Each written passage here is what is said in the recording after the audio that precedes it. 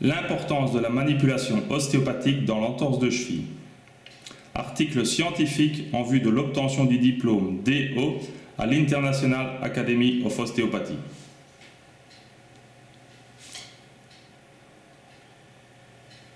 Tout d'abord, l'objectif de l'étude est précisé pour ensuite examiner les méthodes.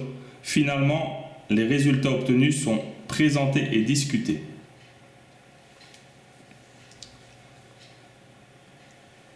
Les entorses de cheville, référencées sous le code S93.4 dans la classification internationale des maladies de l'Organisation mondiale de la santé, représentent la pathologie la plus fréquente en matière de traumatologie de l'appareil locomoteur.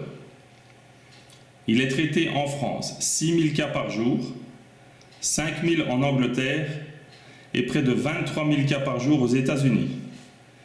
Cette pathologie toucherait une personne sur 10 000 habitants par jour. L'entorse externe de la cheville chez l'adulte représente 90% des entorses en général. Au niveau diagnostic, on aura une atteinte d'un ou plusieurs faisceaux du ligament latéral externe de l'articulation tibio-tarsienne. La lésion ligamentaire consécutive à une sollicitation, un facteur déclencheur comme une chute, une mauvaise réception de saut ou autre, dépassant les capacités élastiques de résistance des tissus ligamentaires, provoque des œdèmes et hématomes.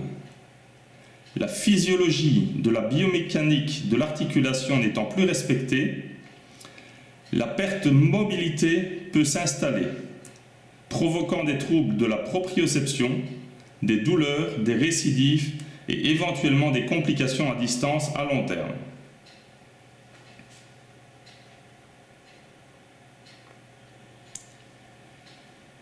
L'importance de traiter une entorse externe de la cheville est capitale, aussi bien pour la cheville elle-même que pour la fonctionnalité du reste du corps.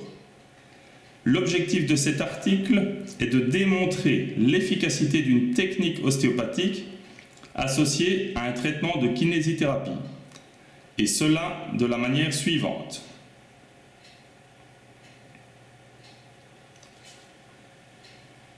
L'étude se base sur une population de 30 patients ayant une entorse récente ou ancienne.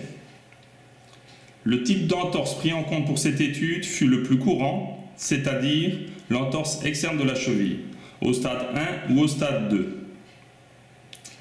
La population est composée d'hommes et de femmes, sportifs non professionnels ou sédentaires, âgés entre 18 et 70 ans.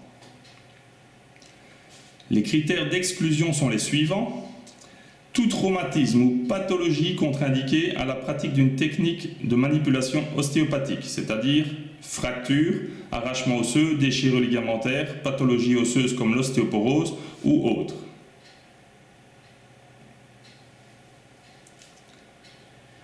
Ces patients, tous volontaires, sont divisés en 2 groupes de 15, de manière totalement aléatoire, suite d'un tirage au sort. Le groupe A suit un traitement de kinésithérapie, c'est-à-dire une mobilisation articulaire, de la cryothérapie, de l'électrothérapie, auquel la technique de manipulation ostéopathique sera ajoutée. Le groupe B, lui, suit uniquement le traitement kinésithérapeutique.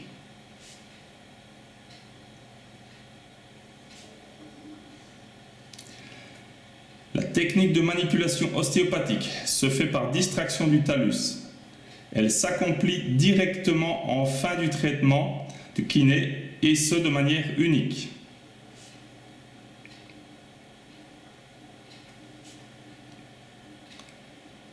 Le test statistique de Kruskal-Wallis se base sur l'analyse des différents paramètres tels que l'âge, le sexe et le mode de vie, sportif non professionnel ou sédentaire.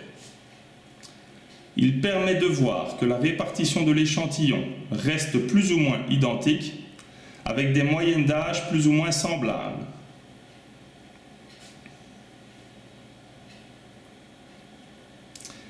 Les paramètres évalués pour chaque groupe sont la sensation douloureuse lors de la mise en charge et l'amplitude articulaire de la cheville en flexion dorsale.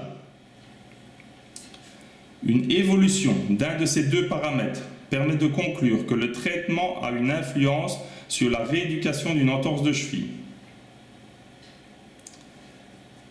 Le matériel utilisé pour cette étude est, d'une part, un goniomètre, permettant de définir avec précision l'amplitude articulaire d'une articulation. La goniométrie est réalisée de manière totalement passive. La prise de la mesure devant être effectuée 3 fois, la moyenne de celle-ci représentant la mesure définitive. La limite est définie soit par la butée osseuse dans l'articulation, soit par la douleur ressentie par le patient. Et d'autre part, une simple échelle d'évaluation de la douleur allant de 0 à 10. Le 0 représentant l'absence de douleur, le 10 représentant, lui, une douleur insupportable. Les valeurs obtenues peuvent être considérées comme subjectives, mais permettent au patient d'auto-évaluer sa douleur ressentie. L'évaluation de la douleur est demandée au début de la séance ainsi qu'en fin de séance.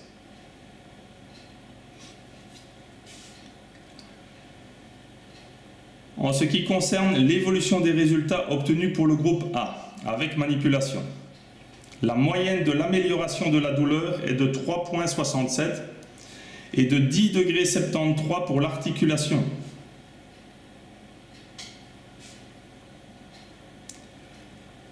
En ce qui concerne l'évolution des résultats obtenus pour le groupe B, sans manipulation, la moyenne de l'amélioration de la douleur est de 1,13 et de 4,13 pour l'amplitude articulaire.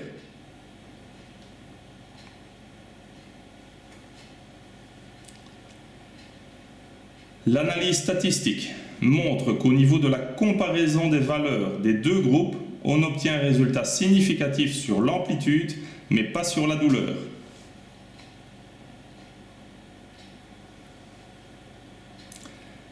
Étant donné que l'analyse se portait sur 2 paramètres et que la population de patients représentait un échantillon de petite taille, les conclusions devraient être prises avec un certain recul.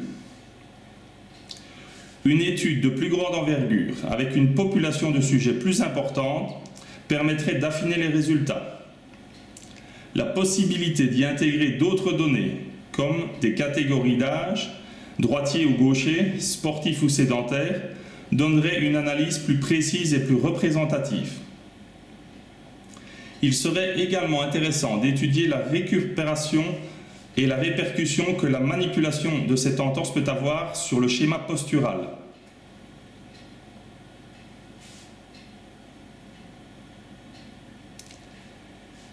Cette étude a permis de mettre en évidence que l'utilisation d'une technique ostéopathique pratiquée en fin de séance de kinésithérapie améliore de façon significative la récupération de l'amplitude articulaire ainsi qu'elle diminue la douleur. L'association de cette technique au traitement de kinésithérapie n'a pas pour but de dire que l'un ou l'autre des traitements est le meilleur, mais bien de démontrer que la manipulation peut être bénéfique pour celui-ci. L'entorse étant une lésion particulièrement fréquente, il faut une démarche très rigoureuse afin de définir l'importance des lésions ligamentaires et déterminer la gravité de cette lésion.